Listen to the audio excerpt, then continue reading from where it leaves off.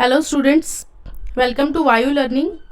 आज की क्लास में इस चैप्टर का हम लास्ट टॉपिक डिस्कस करने जा रहे हैं जो है इनफर्टिलिटी। अब इनफर्टिलिटी क्या है? यानी inability to produce children. Okay, तो इसी को हम बोलते हैं इनफर्टिलिटी। यानी यहाँ पर जो कपल है वो जो है अपने खुद के जो ऑफस्प्रिंग्स हैं, यंग वंस हैं, उनको प्रोड्यूस नहीं कर पाएगा। अब इसके क्या क्या कॉजेज हो सकते हैं?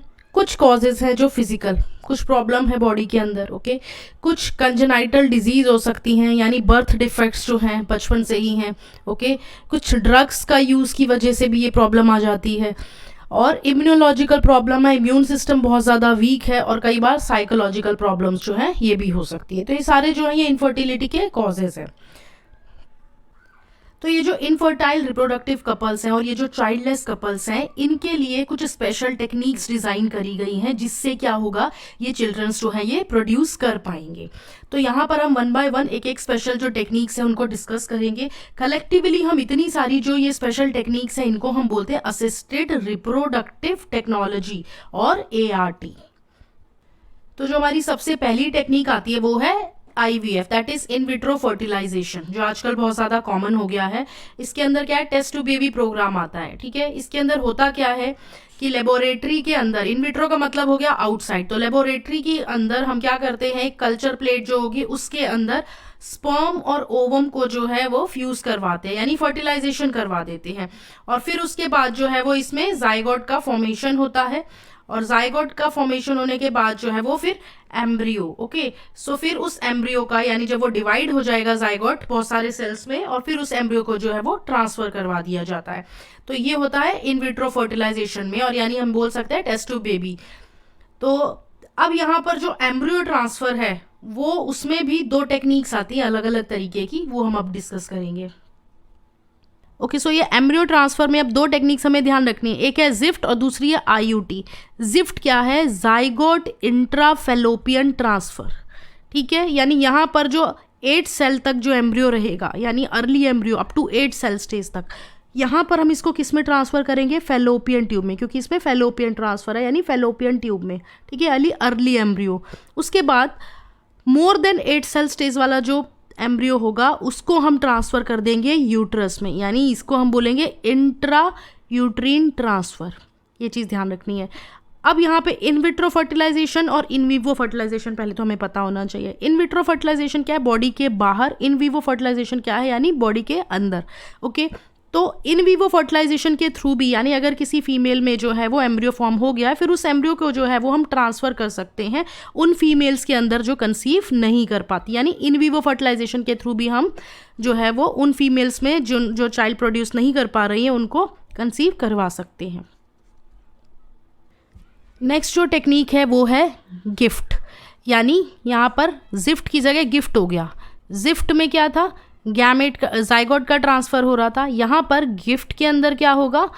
गैमेट का ट्रांसफ़र होगा, यानी गैमेट इंट्राफेलोपियन ट्रांसफ़र। यहाँ पे भी क्या होगा? फेलोपियन ट्यूब के ही अंदर जो है वो ट्रांसफ़र होगा, लेकिन किसको ट्रांसफ़र करेंगे? गैमेट को।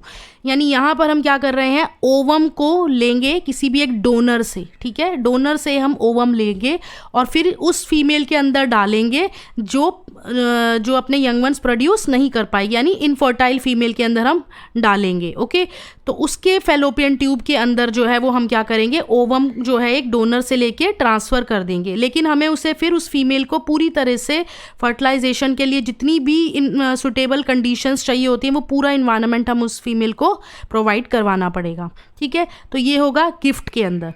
अब ICSI यानी इंट्रासाइटोप्लाज्मिक स्पर्म इंजेक्शन। ओके, अब क्या होता है? ये उन मेल्स के अंदर होता है जहाँ पर या तो वो इंसेमिनेट नहीं कर पा रहे हैं, या फिर उनका जो है स्पर्म काउंट लो है, या लो स्पर्म काउंट के लिए हम एक टर्म यूज़ करते हैं जिसको हम बोलते हैं ओलिगोस्पर्मिया।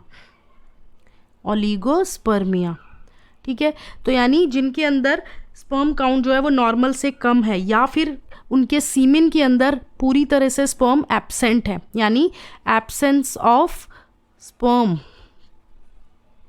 इन सीमेन, इसको हम बोलते हैं अजोस्पर्मिया। इसके लिए एक और टर्म यूज़ होती है, इसको बोलते हैं अजोस्पर्मिया। ठीक है, तो ये कंडीशन जहाँ पे मिलेगी उन मेल्स के अंदर जो है हम ये टेक्निक फॉलो करते हैं, यानी ICSI, इंट्रासाइटोप्लाज्मिक स्पर्म इंजेक्शन। यानी यहाँ पर हम क्या करेंगे, लेबोरेटरी के अंदर जो है वो ओवम जो है उसके अंदर डायरेक्ट स्पर्म को इंजेक्ट करवा देंगे और फिर उसके बाद एम्ब्रियो का फॉर्मेशन हो जाएगा। ठीक है, तो इसमें जो है ICSI में हम करेंगे क्या, लेबोरेटरी के अंदर ओवम के अंदर स्पर्म को इंजेक्ट करवा के एम्ब्रियो का फॉर्मेशन करवाएंगे। ठीक है, कब हम परफॉर्म करते हैं ये ICSI, जब अजोस्पर्मिया, ओलिगोस्पर्मिया या फिर जो मेल है वो इंसेमिनेशन नहीं कर पाएगा, तब हम ये टेक्निक जो है वो यूज़ करते हैं। नेक्स्ट है आर्टिफिशियल इंसेमिनेशन। आर्टिफिशियल इंसेमिनेशन में क्या होगा, यहाँ पर हम सीमेन को कलेक्ट कर लेंगे, या तो हम हस्बैंड से ले लेंगे या फिर हम जो डोनर होगा उससे ले लेंगे। ठीक है, फिर उसको क्या करेंगे, या तो वेजाइना में इंट्रोड्यूस करवा देंगे फीमेल के, या फिर उसके यूट्रस में। अगर हम इसको यूट्रस में इंट्रोड्यूस करवाएंगे तो इसके लिए हम टर्म यूज़ करेंगे IUI, that is intra uterine insemination. ठीक है, सो ये सारी टेक्निक जो है वो इनफर्टिलिटी के लिए यूज़ की जाती हैं।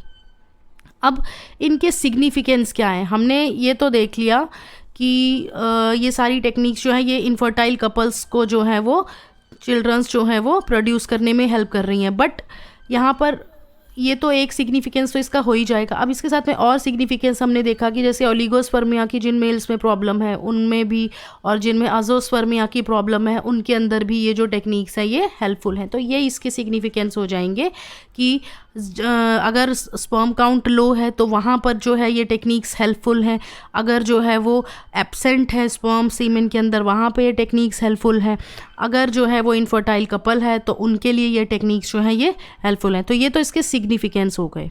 अब हम देखते हैं इनके ड्रॉबैक्स क्या है।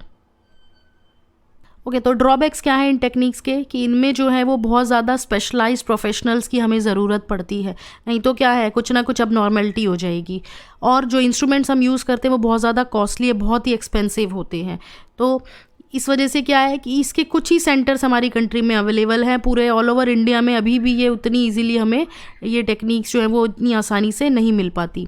और हमारी बहुत सारी इमोशनल, रिलीजियस और सोशल फैक्टर्स जो हमारी सोसाइटी में इससे जुड़े हुए हैं।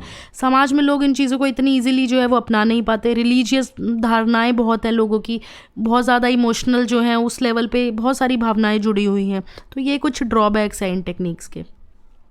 तो ये इनफर्टिलिटी के साथ ये चैप्टर जो है वो ओवर होता है। नेक्स्ट क्लास में हम डिस्कस करेंगे चैप्टर नंबर 5।